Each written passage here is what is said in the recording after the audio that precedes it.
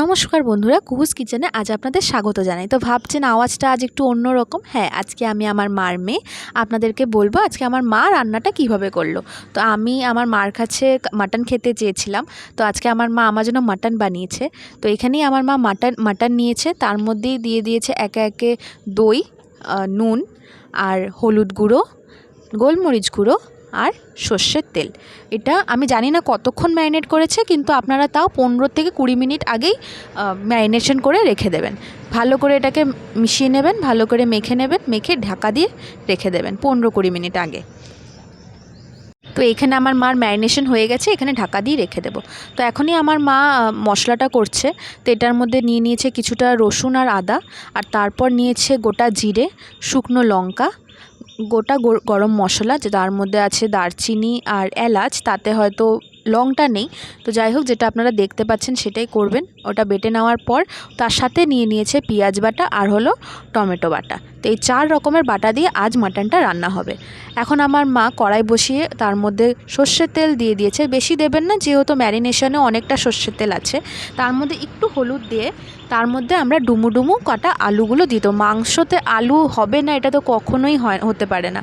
আর ডুমু কাটা আলুর ওপর আমরা ডুমু কাটা পেঁয়াজ আর গোটা রসুন, এই রসুনগুলো আমার বাবা বাগানে চাষ করেছে।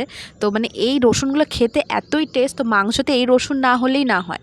তো এখন ওটা ভেজে রাখার পর আরেকটু তেল নিয়ে তার মধ্যে আমার মা দিয়েছে তেজপাতা, জয়িত্রী, গোটা জিরে।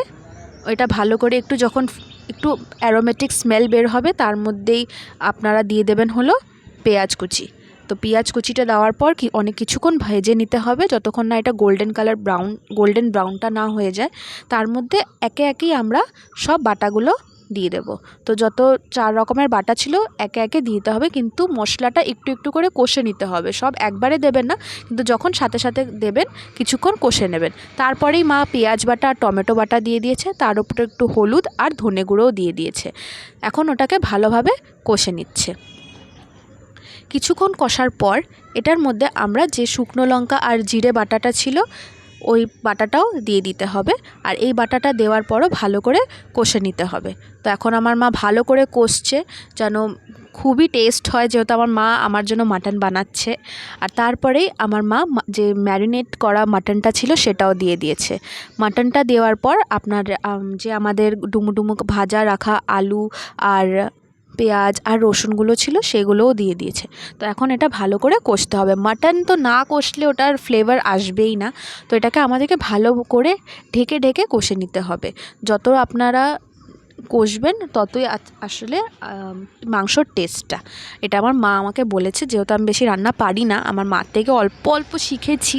যাই হোক, তো এখানে আমার মা ঢেকে ঢেকে করে রান্নাটা করেছে, কিন্তু এতটা প্রসেস তো দেখানো যায় না, আমার মার অন্য কাজও আছে, এর জন্য এতটা ভিডিও করা যায় না। তো এই কিছুক্ষণ ঢেকে ঢেকে রান্না করার পর যখন অনেকটা তেল ছেড়ে দিয়েছে, মাংসর কালার চলে এসছে, আলুগুলো সেদ্ধ হয়ে গেছে, মাংস একটু সেদ্ধ হয়ে গেছে, তার মধ্যে আমার মা এখানে দিয়ে দিয়েছে একদম ফুটনো গরম জল। মাংসতে গরম জল ছাড়া ঠান্ডা জল দেওয়া যায় না, কেন কি তাহলে জানি না কি হয়, কিন্তু আমার মা বলেছে দেওয়া যায় না, ঠান্ডা জল দেওয়া যায় না, গরম জল দিতে হয়। তো আমার মা এখানে গরম জল দিয়ে দিয়েছে, আর তার সাথে একটু নাড়াচাড়া করে লবণ টেস্ট করে নামিয়ে দিয়েছে। তো এইখানে তেলে ঝোলে মাংস রেডি। আর আপনারা বলবেন মাংসটা কেমন হয়েছে। আমি তো ভাত দিয়ে খেতে চললাম, আপনারা নিশ্চয়ই বাড়িতে রান্না করবেন আর খাবেন। তো ভিডিওটা দেখার জন্য ধন্যবাদ, আর চ্যানেলটাকে লাইক, শেয়ার অ্যান্ড সাবস্ক্রাইব করে দেবেন।